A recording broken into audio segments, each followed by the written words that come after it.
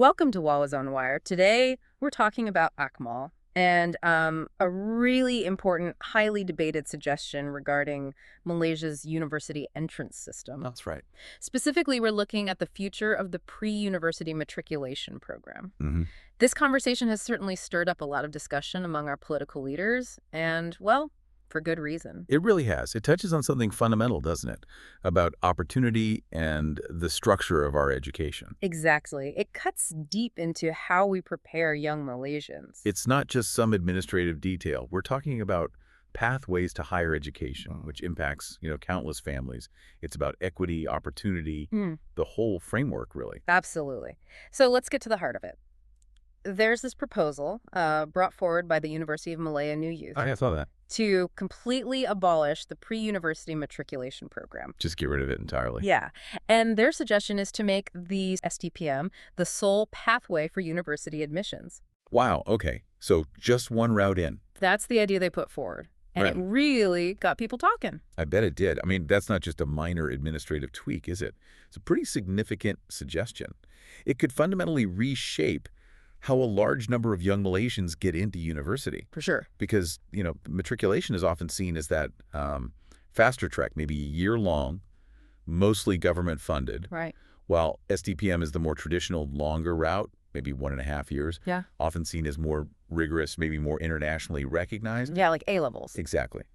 So proposing to eliminate one entirely, naturally, it drew some very strong responses, especially from within the United Malay's National Organization leadership. It really highlights these different philosophies about education strategy, doesn't it? It does.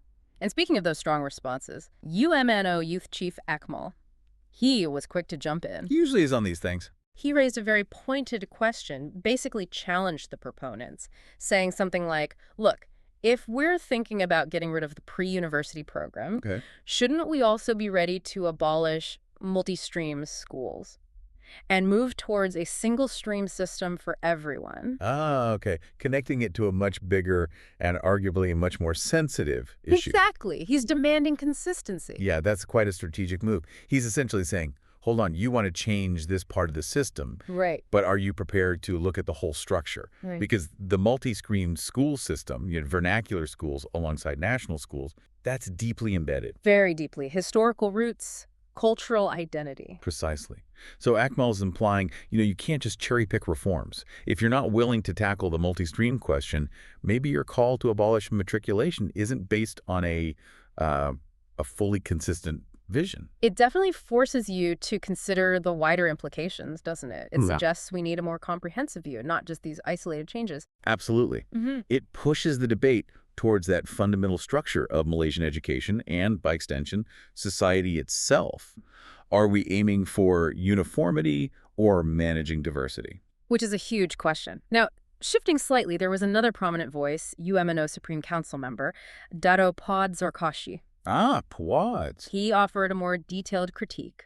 He called the suggestion to abolish matriculation superficial and excessive. Didn't mince his words. No, he usually doesn't. Yeah. So he's strongly against it then. What was his reasoning? Well, he really drilled down into the why. He questioned the motivation behind the proposal, Okay. asking, basically, is this just about rejecting competition, trying to level the field in a way that avoids tough competition? Interesting angle.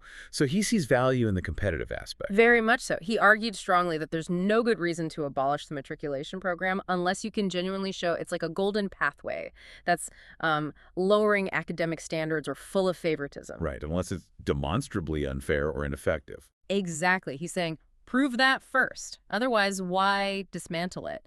He also mentioned, the different aims these pathways might serve. Matriculation often geared towards getting certain groups into science and tech fields quickly. While STPM is maybe broader, more generally academic. Something like that. His point was, you need a solid data-driven case to remove a pathway that serves a purpose and a significant number of students. Okay, that makes sense. Did he offer any specific examples? He did. He brought up the case of a student, just the situation, who achieved a perfect CGPA, a 4.0. Top marks. Can't get better than that. Right. But this student still couldn't secure a place in their preferred course, which was accounting at the University of Malaya. Ah, okay. The classic perfect score but no offer scenario. We hear about that sometimes. Exactly. And Puad used this example very deliberately. How so? What was his point with it? His point was that this situation, while obviously frustrating for the student, isn't actually a flaw of the matriculation system itself. Okay, so what is it then? He argued it's simply the result of intense competition, especially for popular courses at top universities like UM. Right. Limited spots, many high achievers. Precisely. He stressed that many students get a 4.0 CGPA, particularly from pathways like matriculation. So when it comes down to it, you have ranking based on academics, maybe co-curricular specific uni policies. And someone, even with a 4.0, might just get outranked by others who also have 4.0s, but maybe edge them out on other criteria or simply applied for a less competitive course. That's exactly his argument. He said we shouldn't sacrifice what he called a healthy and good plan, meaning the current system with matriculation, just because one student was maybe very selective about their course in uni and ultimately lost out in the ranking. So competition is inherent, and sometimes even top scorers don't guarantee your absolute first choice in the most competitive fields. Yes. And he also made sure to mention that STPM isn't static either. It's been reformed, upgraded. It's also a competitive route. Okay, so his core message seems to be embrace meritocracy, embrace competition, the system offers pathways, work hard within them. That really sums up his stance, I think. He's advocating for striving for excellence within the existing frameworks, accepting that competition for limited places is just a reality. And if you take a step back, this whole discussion, Akmal's call for consistency across the entire system, Puad's focus on competition and defending existing pathways, Yeah. it really reflects this deeper ongoing debate we have in Malaysia, doesn't it?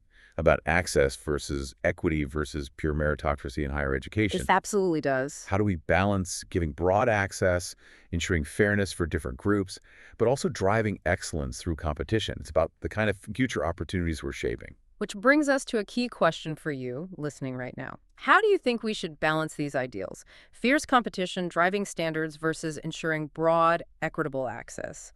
What kind of system best serves our youth and the nation? It's a genuinely tough balancing act. There are strong arguments on all sides. No easy answers. Not at all. And these opinions we've discussed really highlight that core tension in how a nation develops. Do you go for harmonization? Yeah. Single standard, maybe simpler admissions? Mm-hmm.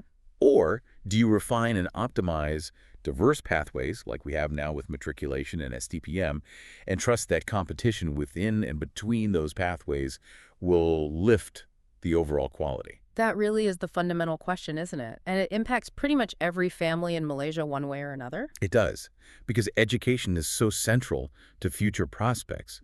The choices made now, they really set the direction. Indeed. This conversation is clearly far from over, and it directly shapes the path for so many Malaysians and ultimately the nation's future development. It will be interesting to see how this discussion evolves. Definitely want to keep watching. Remember to like and subscribe for more videos like this.